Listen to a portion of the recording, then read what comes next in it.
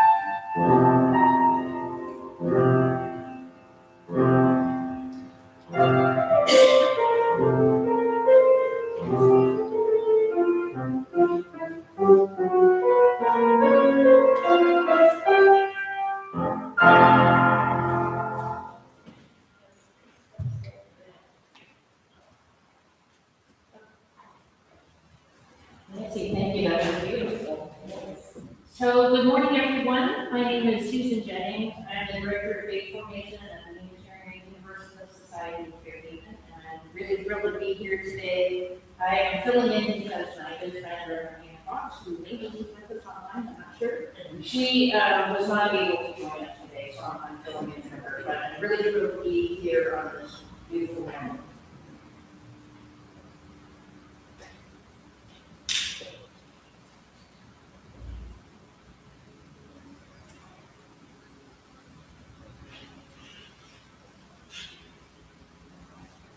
Check this before. Well, the it's not a very high risk. Or it's actually done. Here's another candle, or we can just leave it and have it.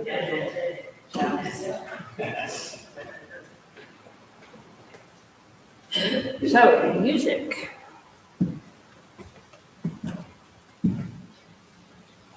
Our first hymn is hymn 163, For the Earth Forever Turning.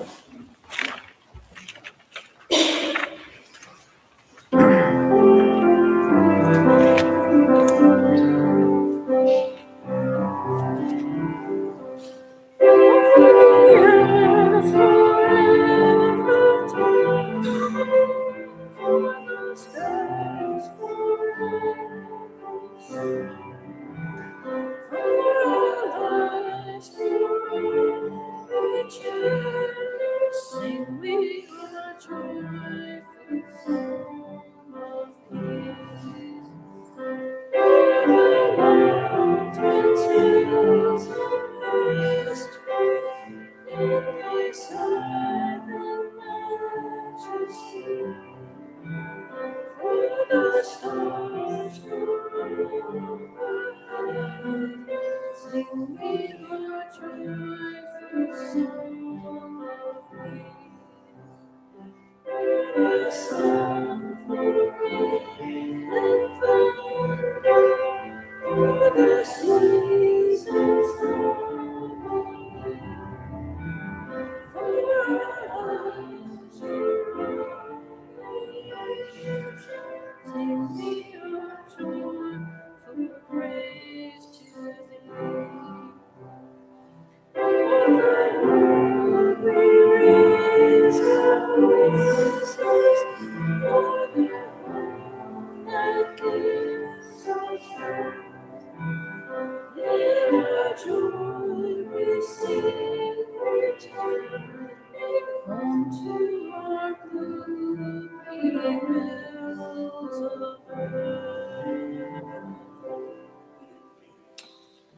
If you will join me in affirmation number 471, also in your order of service.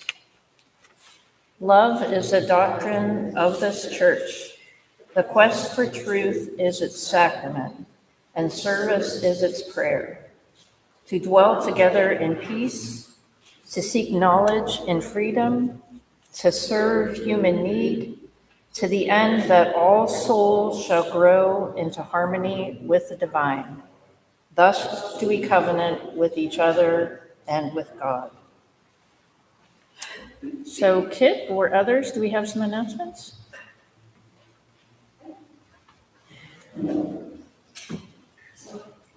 Welcome, Susan. Thank you. Thank you for having me. I appreciate it. To lead us in worship. Thank you so much for being welcome to Susan. This is our first time here, and I know that you want to have the welcome, so I appreciate that. And I wanted to let everyone know that Bill Gillespie will be here again next week. He's been here only once before. He's retired. And he's always fun, so I think that would be a good one too. And I wanted to remind everyone, if you haven't signed Marie Sapa's card, please do. She was a student, a divinity student, and we were her first worship service that she did years ago. Oh, and now gosh. she's been working. She's been graduated for a couple of years now. She's been working, and she will be ordained on the 30th. So I'll leave the card here for the last time, I suppose. Thank you so much. Any other announcements? Good morning. So last night, UIA, we had our 30th annual fundraiser dinner. I have some booklets here. We have our asset that church put in. If anybody wants to look at it or read it, tons of them. So there's another. I have the figures weekend. My best friend is celebrating her 60th birthday. Actually, it's her birthday today, but next weekend we're going to go away for the weekend with her sister and daughter.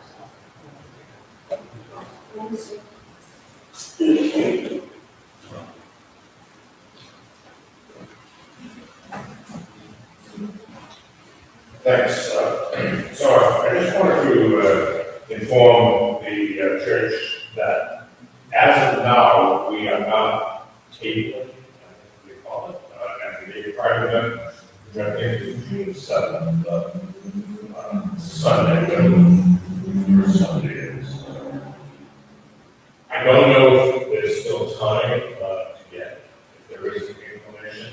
Last year, I tabled alone. I actually doubled up with the Green Party, friend of mine, Eileen, has a table, so she just let me sit there for the event.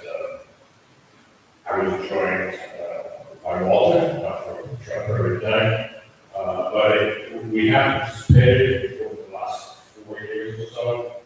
There are some churches that are big participated. They hand out all kinds of paraphernalia and booklets, and even our neighborhood church of the Holy Spirit has bottles of water with the church's name on it. So it is an opportunity to be connected to a group that we are a welcoming congregation to LGBT folks. But as of now, we will not be participating this year. That's a change.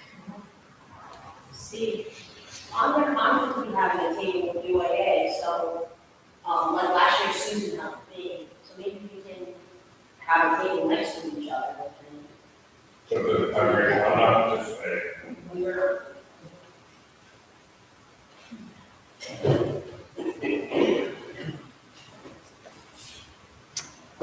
Okay.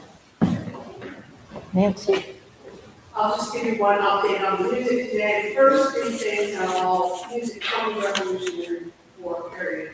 The last one is a contemporary composer collection called American Portraits. And this one that I'll play for the host is about letters from Abigail. So, that's sort of, but the rest is just the Revolutionary.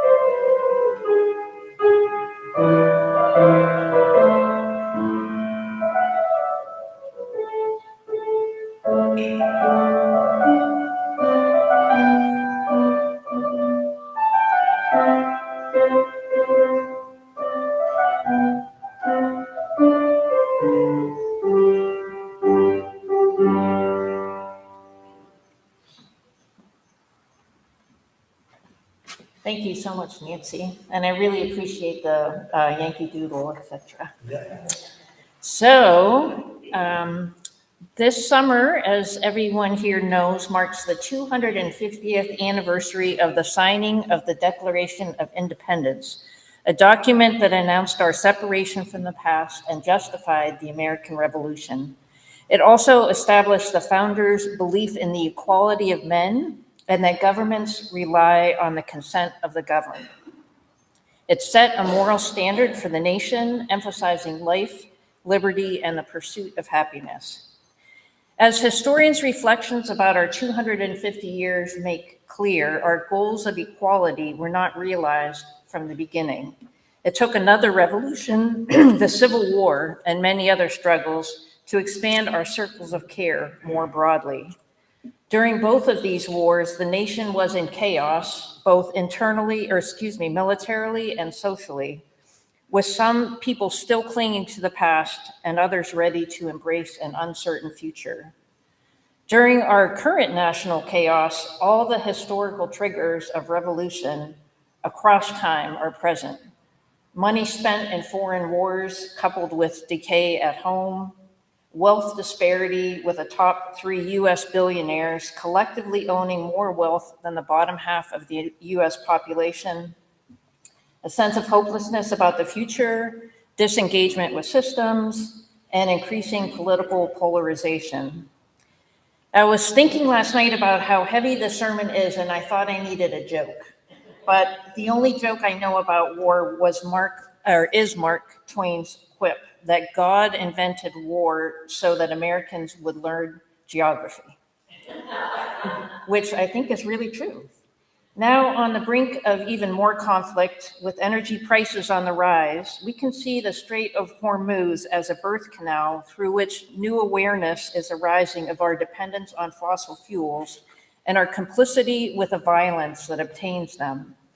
Today, we're going to explore the threads that link the American Revolution, the Civil War, and our current times. I hope that this discussion will help us cite what is happening in a broader historical picture, and provide some tools for navigating change. I also hope it will help us to envision the kind of revolution not fought on the battlefield or necessarily in the streets, but rather a rapid evolution or revolution of our understanding of our place both on the planet and in the cosmos. In scientific terms, evolution happens in response to stress. often a gradual accumulation of changes, while revolution is an abrupt disruption when these changes reach a tipping point. Now, during this season of war, it's time to ask ourselves if we can indeed evolve. Can we evolve past war and its fruits of destruction, of history, the environment, and people? Can we scale back from an imperial presidency and global supply chains that imperil our planet? Can we embody an expanded Declaration of Interdependence that recognizes our entanglement with all the peoples and creatures of our Earth? And can we envision a regenerative, resilient, equitable, spiritually aware, and human scale community in partnership with other communities across the planet? Come, friends, let us worship and envision together. Our reading is from the book The Beginning Comes After the End, which was published this spring by Rebecca Solnit. The beginning comes after the end. A chrysalis is the beginning of a butterfly, but in that chrysalis is no elegant transition. The caterpillar falls apart, turns to goo, and something profoundly different reconstitutes from it, guided by hitherto dormant imaginal cells. In that slurry, the dissolving caterpillar's immune system perceives the imaginal cells as alien and attacks them. But they survive, multiply, and set in motion the instructions to become a butterfly. A many-legged crawler becomes a six-legged winged creature. An animal that devours leaves becomes one that sips nectar from flowers.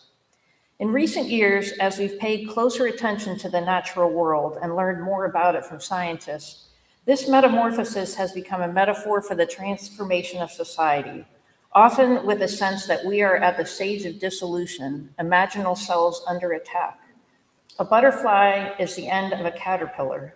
The beginning of the next era comes after the end of the last one, and in between comes a lot of falling apart.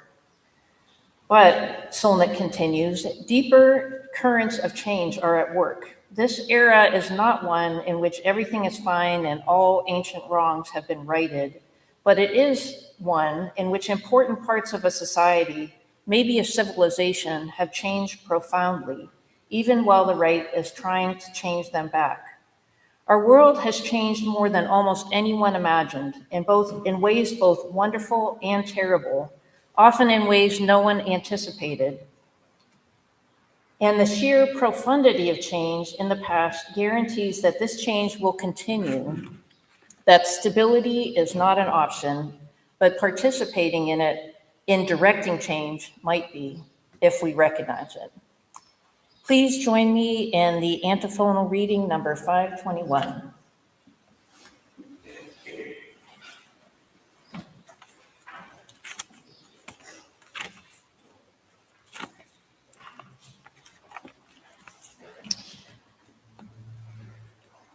Everybody there? Not yet, okay.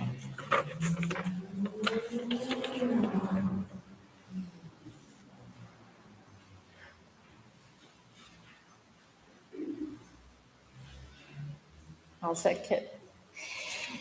May I be no one's enemy, and may I be the friend of that which is eternal and abides. May I wish that your mercy happens. May I never rejoice in the ill fortune of one who has wronged me. May I use the extent of my power to give you help to all who are.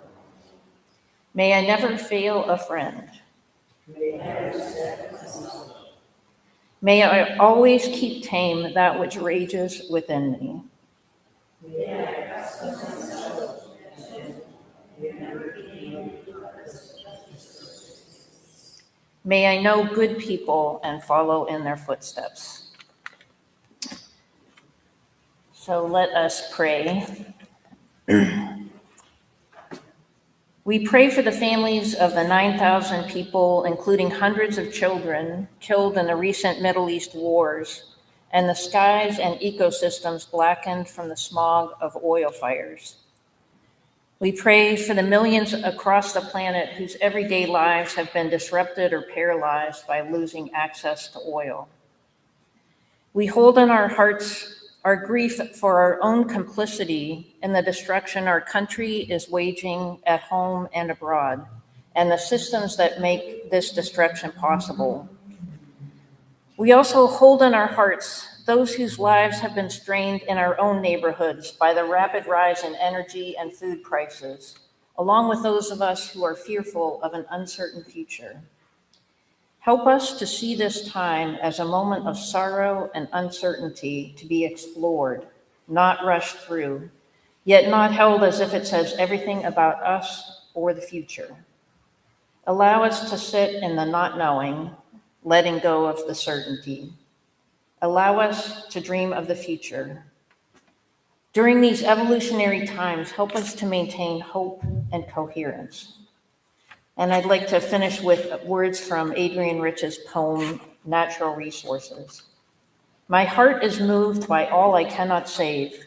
So much has been destroyed. I have to cast my lot with those who, age after age, perversely, with no extraordinary power, reconstitute the world, a passion to make and make again. Please join us in hymn 162, going to lay down my sword and shield.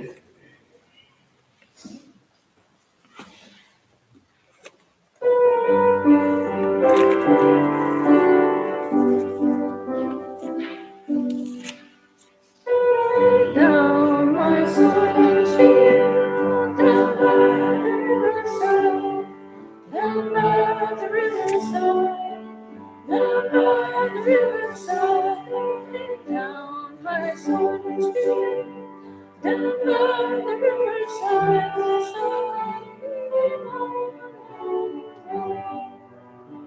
I ain't gonna study more no more. I ain't gonna study more no more. I ain't gonna study more no more. I ain't gonna study more no more. I ain't gonna study more no more.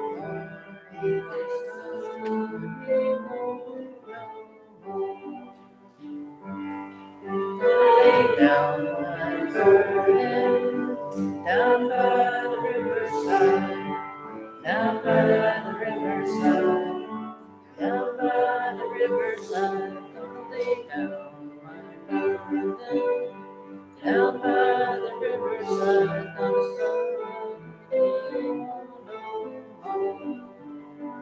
I ain't gonna study more no more. I ain't gonna study more no more. Ain't gonna study more no more. I ain't gonna study more no more. I ain't gonna study more no more. Ain't gonna study more no more. Hands around the world, everywhere I roam, everywhere I roam, everywhere I roam. Gonna shake hands around the world, everywhere I roam. He won't know more. I ain't gonna study more no more. I ain't gonna study more no more. Ain't gonna study more no more. I ain't gonna study more no more. I ain't gonna study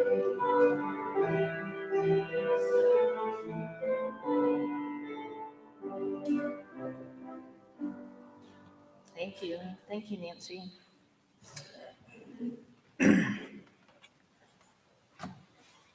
When the Declaration of Independence was signed, hostilities were already started with no clear sense among the colonists of where things might go, except that they could not go back. Likewise, many of us now are at the point where we recognize that the long train of abuses, the violence of ICE, our designs on Venezuela and Cuba and Greenland, our long history of meddling in the Middle East, once again exploding in war, are not going to be solved by a new president or the withdrawal of troops.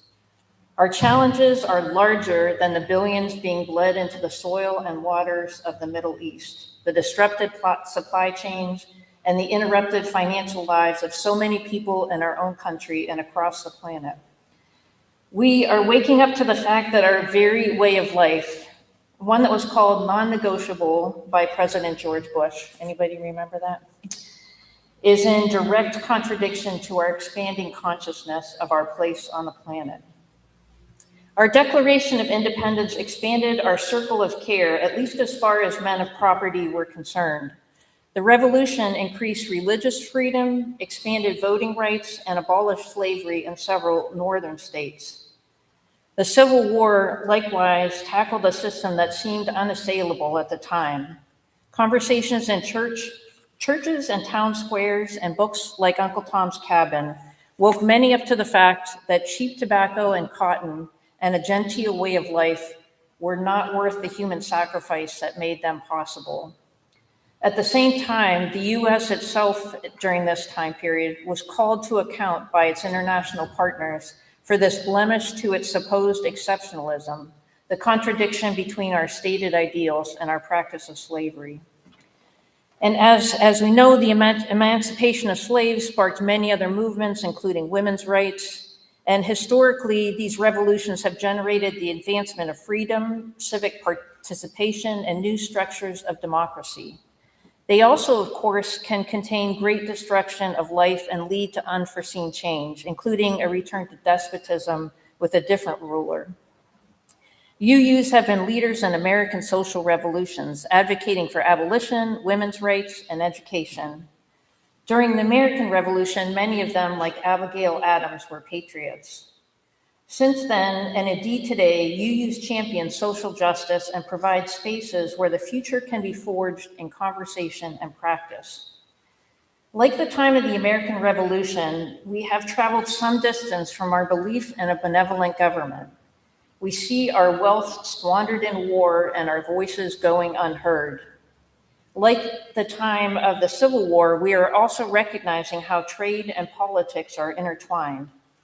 The practice of slavery was implicit in cheap cotton and tobacco, and today the theft of other land and laborers and the threat of force is implicit in our cheap fuel and technology.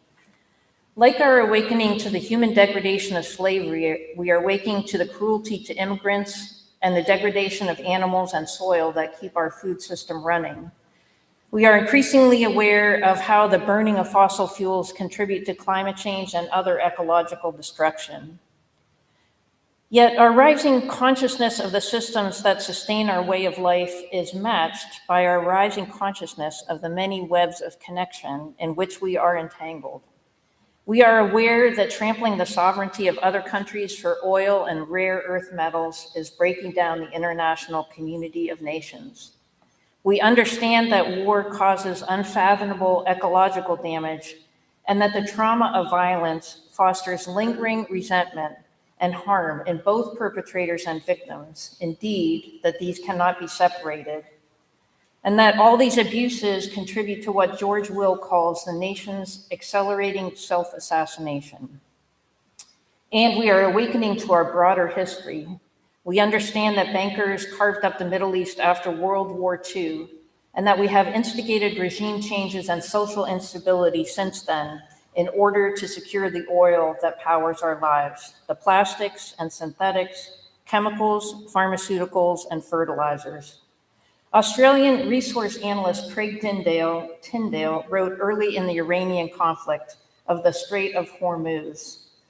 What appears first as a maritime blockade is in fact the exposure of the entire global system as a hierarchy of brittle interdependencies. From this follows a chain whose logic is cumulative. Fuel inflation becomes fertilizer inflation. Fertilizer inflation becomes food inflation. Food inflation becomes urban instability and ultimately hunger. In this sequence, Tyndale continues, food shortages are not a secondary humanitarian issue. They are one of the central political outcomes of the crisis because modern populations do not experience systemic breakdown, first through grand strategy, but through unaffordable bread, intermittent power, empty pharmacies, and possibly the collapse of the global order, a globalized Arab Spring. And indeed, several weeks since Tyndale wrote this, we see that 45 million people in Africa and Asia are facing food shortages, and dozens of countries have implemented rationing of fuel. Here in the United States, uncertain how long hostilities will last and facing rising prices of fuel and food, we are beginning to ask ourselves, how much do we want to blow up, and how much more than the $29 billion we have already spent do we want to divert from healthcare, schools, and infrastructure, from feeding our people to keep an unsustainable and inequitable global system of trade going? And how ready are we to embrace the realities of a future of higher energy and food prices? At the same time as in previous revolutions, we are expanding our circles of care. Social media and cell phone reporting, like photography in the Civil War, help us to see the reality of violence on our own streets and abroad. And this reality is also, here's some good news, this reality is also set against an explosion of understanding of our interconnection with all life, as our understanding of sentience and consciousness and who possess them continues to expand. Scientists are learning about the consciousness of water and plants, the consciousness of animals, and the connection of all these conscious beings to our own energetic field, as detailed by Michael Pollan in his new book, A World Appears, and by many other authors and scientists. Quantum physics and scientific experimentation are proving what intuition and religions like UUism have always known, that we are all one, interconnected and entangled through intention and attention in multiple levels of causation that belie the simple cause and effect of bombing and submission. That understanding means that we can experience the black clouds of toxic rain over Tehran and many other Gulf cities as also shadowing us, and marine devastation and the contamination of soil by military excursions are also degrading us. They enable us to ask questions of ourselves like, can we expand our circle of care to not only our leaders who are treating war like a video game and using SpongeBob SquarePants to celebrate bombings, and the collective grief of the families of 168 children, most of them girls aged between 7 and 12, who were killed by cluster bombs the first day of the war, and the American troops being sent to the Middle East, and the many people in countries across the planet struggling with food and energy shortages that are likely to last for months, if not years, and the air, water, wildlife, and historical sites that have been destroyed by a war that few of us asked for. Both our systems understanding and our expanding consciousness are opening up our psyche to the need for change, and in some cases, causing us to choose active resistance, like our friends in Minneapolis, who have been compared to our ancestors in the Boston Tea Party, one of the earliest skirmishes of the revolution. We know that predatory capitalism is not working. We know that many ecosystems are collapsing, in part because of our use of fossil fuels. We know about epidemic depression, rising inequality, declining health, and collapsing infrastructure. The deluge of revelations about our power brokers unveiled in the Epstein files have produced not just disgust, but have pushed many of us toward an understanding that we really don't want to go back to business as usual. And perhaps the American way of life is negotiable. Martin Luther King Jr. recognized the failure of the American imperial project, writing shortly before his assassination. We have fought hard and long for integration, as I believe we should have, and I believe that we will win. But I have come to believe that we are integrating into a burning house. I'm afraid that America has lost the moral vision she may have had. We likewise don't want to bring up children, or some of us grandchildren, in a burning house, ecologically, socially, emotionally, or spiritually. Yet, is it possible to have the benefits of revolutionary fervor for change without violence and the repercussions of violence? Can we trust that our willingness to commit to and focus on creative solutions can help a better world emerge? We know that we can't bomb ourselves to the future, but can we yet believe that we can evolve? And indeed, that this belief in a new future could unleash creative energy in ourselves and our community. Bruce Lipton, an evolutionary biologist, writes, from a developmental perspective, temporary regressions are not a setback, but an integration of earlier structures and capacities into newly developing ones.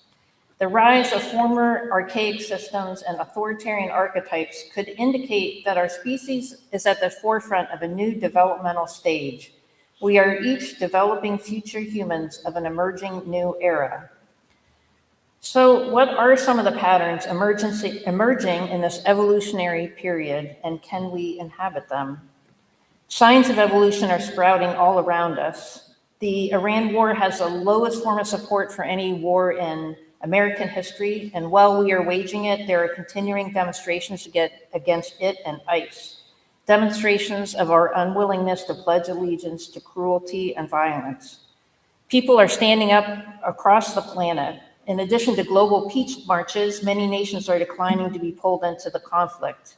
Alliances continue to shift, as we know, almost daily, and internal changes are happening too, including challenges to monarchies and authoritarian rulers. Political pundits note that the new international map is not going to be written by the US or Western empires, but by Asia, Russia, and by indigenous peoples.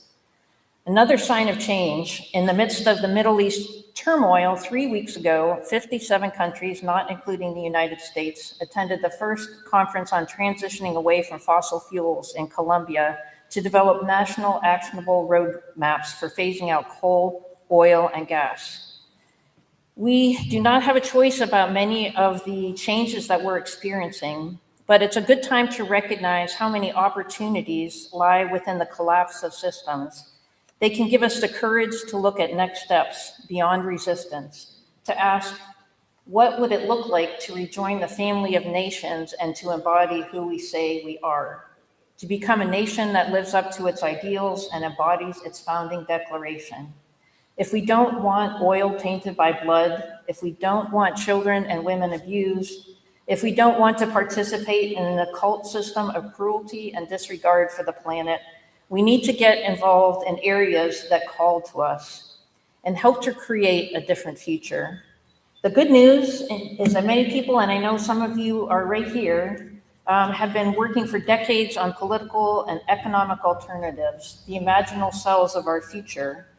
Our colleagues are promoting Citizens United and getting money out of politics.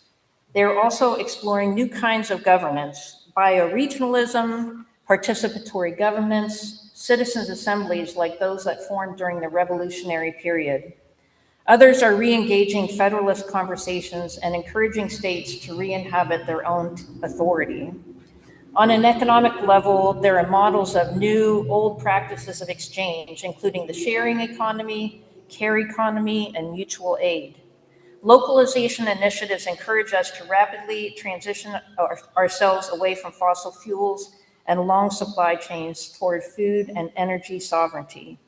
And voluntary simplicity, which I know is a big UU focus, is suggested as a model of stepping back from consumption.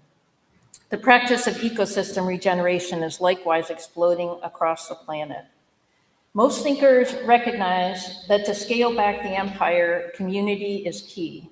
Patrick Mazza writes, change is going to have to come from a more fundamental level, a more rooted level.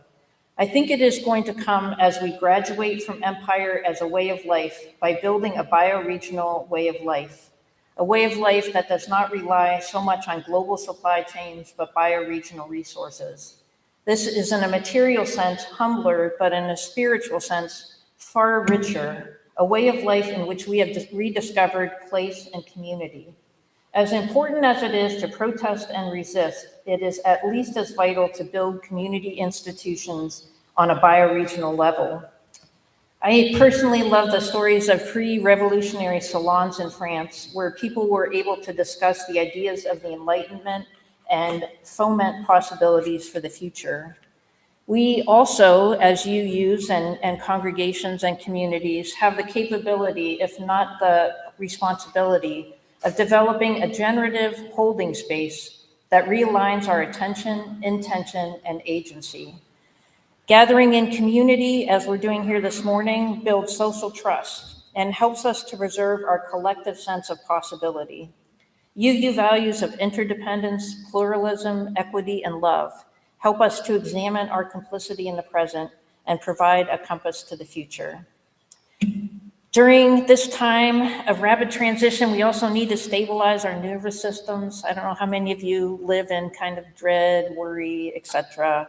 And this is where things like breathing and meditation can be very helpful, and recognizing that there's a broader consciousness that we can tap into. And rituals like singing and gathering, as we're doing this morning, can also help us stay connected. After fire, there is often explosive growth. And during these revolutionary cycles, there are so many opportunities for all of us and our children to contribute to the new. Rebecca Solnit notes that despair and amnesia go hand in hand, and hope and memory also. We can look to lessons of short and long-term history to both recognize how entangled we are in the destruction of the planet, and also embrace our responsibility in creating the future. We can consciously adopt an attitude of creativity and openness to emergence, awake to a sentient and conscious planet, and put our collective hands to the wheel. Evolution takes all of us. Let us choose it. Okay, do we have a song next? Offertory. Okay, it's time for offering. Is that right? Yes, okay. As folks would like to come up, yes, sorry.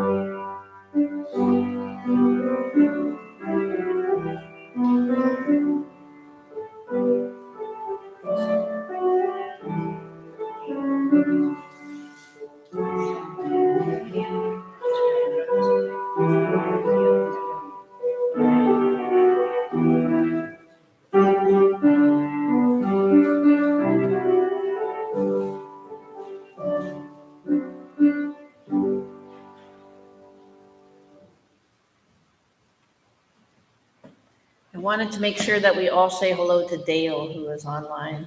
Hi, Dale. And now is the time for joy and concerns. Yes. And two things. Okay. First of all, thank you for that incredible message. Thank This you. one put so much together and gave some hope, and I'm very impressed. Thank you. And we had to say goodbye to our cat this week on Friday, and yeah, we've had her for about 14 years, but she's older than that, but she had lung cancer and was getting more and more uncomfortable, so we had to get her. She's been So we're still, having trouble when we open the door. Remember us saying we think she still get bugs. Anyway, it's a lot. She did.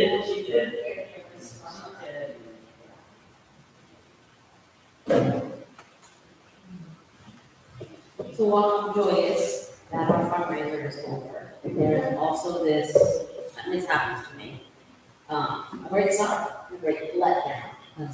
It's built up to something huge, and then it's over. But I'm so grateful that I have this place. So I got up this morning and came here. This afternoon I have a full option to go to the city, so this was helpful to just not wallow in my bed today. Yes. And then Monday morning we're back at it. So I got a message from Susan Birch this morning that she couldn't be here. She's not feeling well, so I just wanted to encourage your thoughts.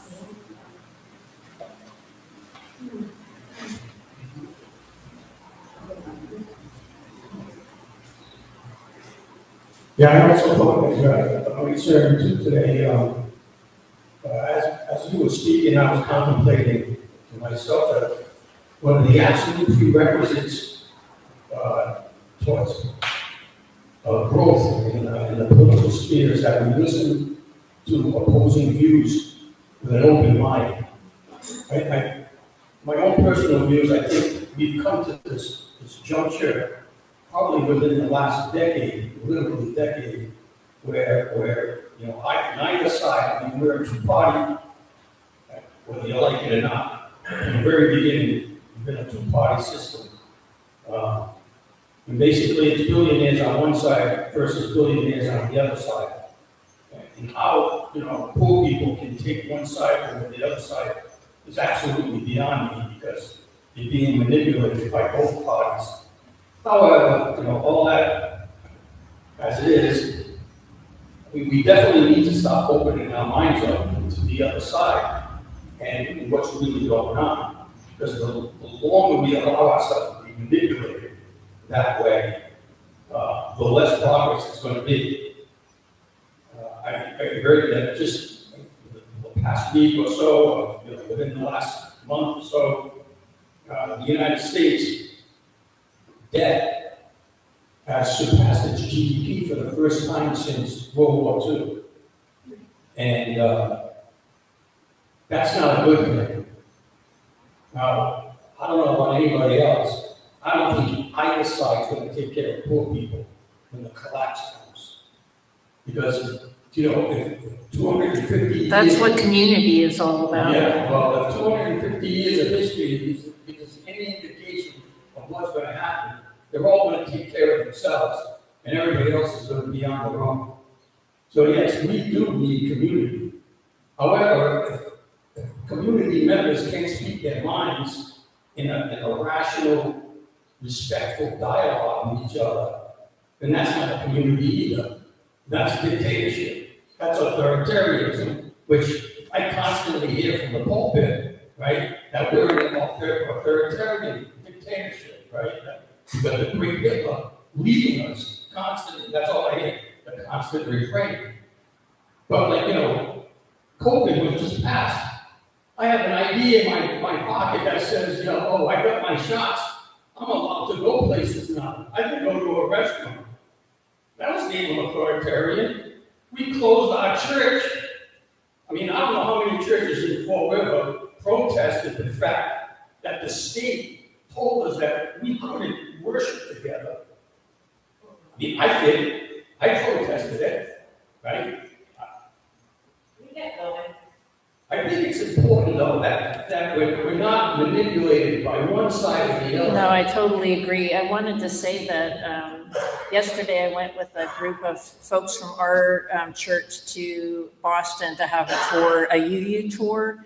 And there was a lot of conversation about how UUs have been on both sides of things, but always fostered that place. It's like what they call a third place where conversations can happen. So thank you so much for sharing. One of the things I'm concerned about, especially with our own reverend here, is that there's this tendency to isolate and really hurt people, because they might have a differing view. Yeah. Even though that differing view doesn't necessarily want to hurt people.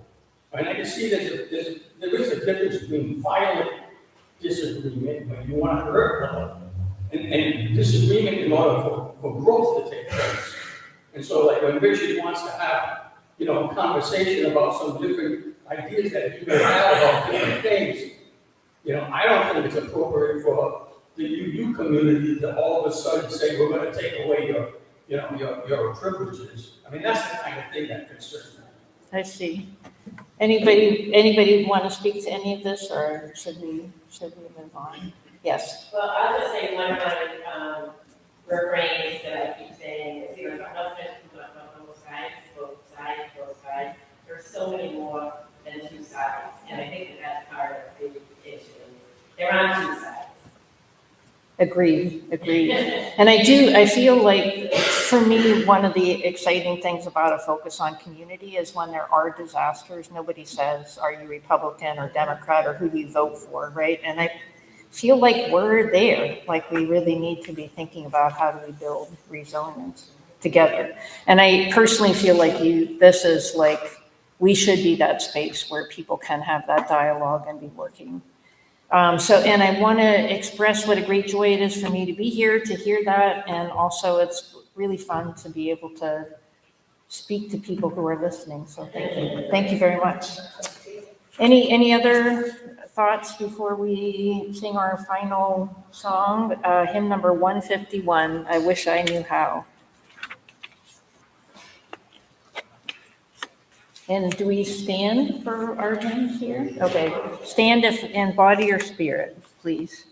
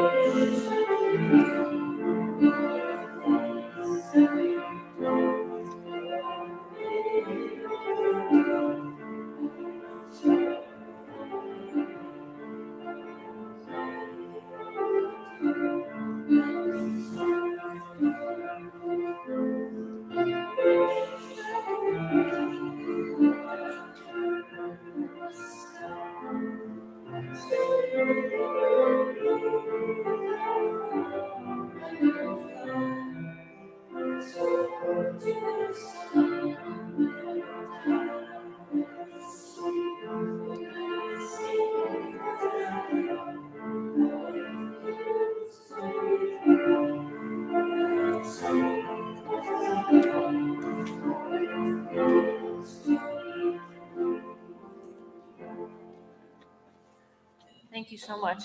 Thank you, Nancy. So our benediction. May we commit to hope in the midst of uncertainty, and may we hold in our psyches this declaration. We hold these truths to be self-evident, that all children of all countries are created equal, and all life in the ocean and the soils and the forests and the skies has a right to thrive. May we dedicate ourselves to evolving our systems of governance and trade, our circles of care, to enshrine and enable these truths. May it be so.